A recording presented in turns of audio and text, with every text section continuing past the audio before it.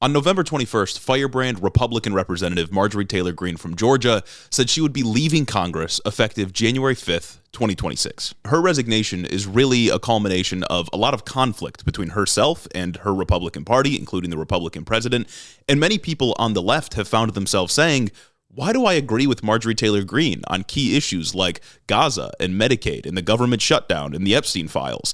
What I would submit to you is that you are not agreeing with Marjorie Taylor Greene. Marjorie Taylor Greene happens to be agreeing with you. And this is all a part of a months-long switch-up from the Georgia representative, which led to Donald Trump himself criticizing her, saying on Truth Social, lightweight Congresswoman Marjorie Taylor Brown, green grass turns brown when it begins to rot, betrayed the entire Republican Party when she turned left, performed poorly on the pathetic View, and became the rhino that we all knew she always was. Infighting on the right wing is a really easy thing for us to celebrate. But before we go too far, and before we welcome Marjorie Taylor Greene as a member of the resistance, I want to urge everybody to not fall for the switch-up so easily.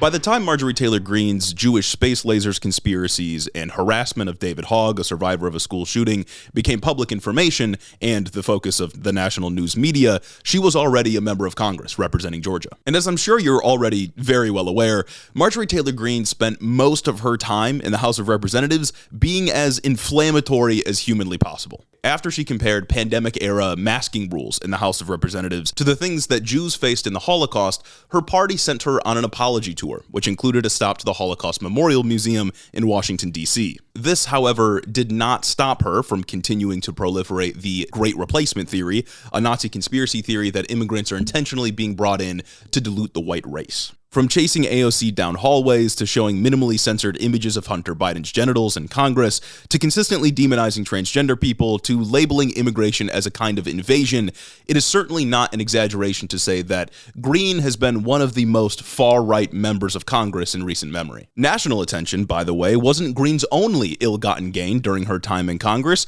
She also made a lot of money. The date of her resignation is very conveniently timed to give her access to the lifetime pension that Congress members get after they spend 5 years in public service. Starting at 62, Greene can begin to receive benefits, potentially totaling more than $265,000 over her lifetime. She joined Congress in January of 2021, and she's leaving Congress in January of 2026.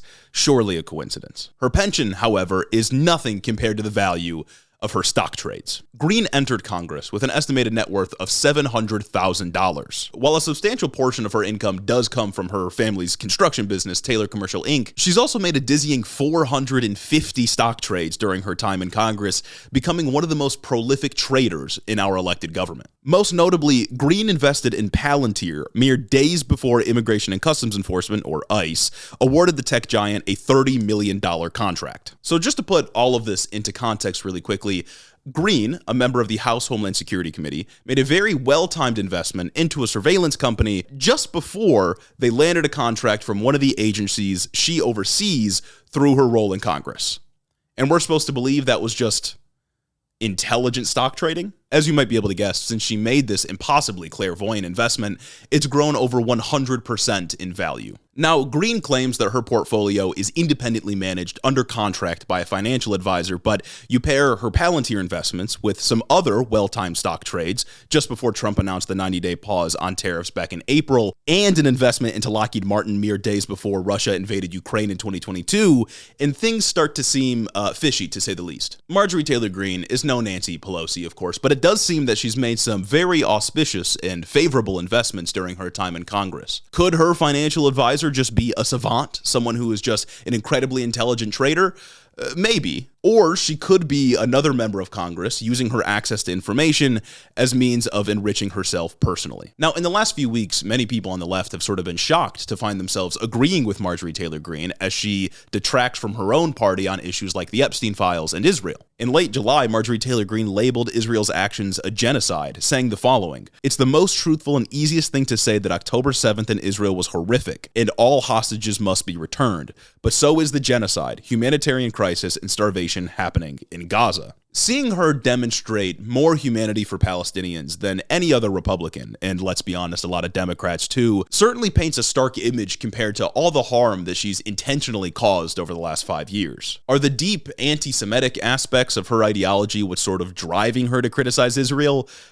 Probably. I don't think she has a principled stance on human rights or anything like that. But calling a genocide is a departure from her previous behavior of outward and purposeful cruelty. Moreover, she separated from her party on Epstein, being one of the few Republicans to sign Thomas Massie's discharge petition to vote on the Epstein Files Transparency Act. She was only one of 4. This led to many public denunciations of Marjorie Taylor Greene, including some by the president himself, to which she said, "I was called a traitor by a man that I fought for 6 years for.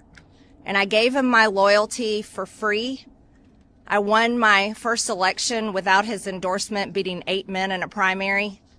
And I've never owed him anything, but I fought for him for the policies and for America first. And he called me a traitor for standing with these women and refusing to take my name off the discharge petition. Let me tell you what a traitor is. A traitor is an American that serves foreign countries and themselves. A patriot is an American that serves the United States of America and Americans like the women standing behind me." Now, it's easy to see some of these switch-ups and think, oh, maybe Marjorie Taylor Greene has actually changed. Maybe her opinions are different. But she has hurt a lot of people in the past and will probably continue to do so. So it's important that she answers for her role in increasing the toxicity of American politics. And when she was asked about the many controversies that she has participated in, she had the following to say. "I would like to say humbly, I'm sorry for taking part in the toxic politics. It's very bad for our country, and it's been something I've thought about a lot, especially since Charlie Kirk was assassinated.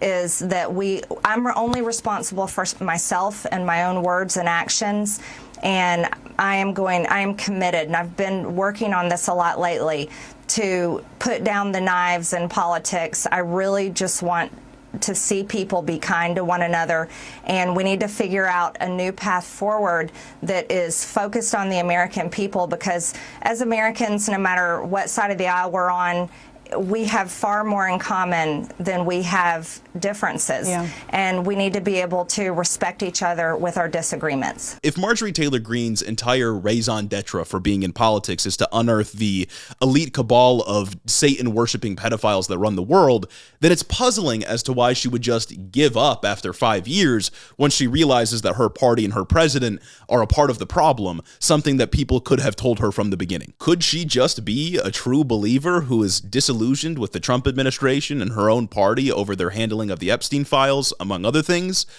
Maybe, but what reason do we have to trust that version of her departure when she's been knowingly lying about every issue under the sun for years? I suspect something entirely more cynical. While some may look at Marjorie Taylor Greene and see a genuine change of heart, I can't help but see somebody who sensed the political wind shifting, especially on an issue like Epstein, and decided to jump ship, but not before securing her financial benefits from being a member of Congress, of course. While she may have stumbled her way into some decent positions, that doesn't absolve her of years of hate and bigotry and inflammatory political theater designed to purposefully hurt the most vulnerable people in society. Not to mention the banal personal enrichment which seems to come pre-packaged for members of Congress nowadays. Whether Marjorie Taylor Greene fades into total obscurity, or more likely engages in another attention-seeking venture, I'd like us all to keep in mind the overwhelming negative effect she has had on our politics. While she may be able to salvage some of her image, especially while her party defends their alleged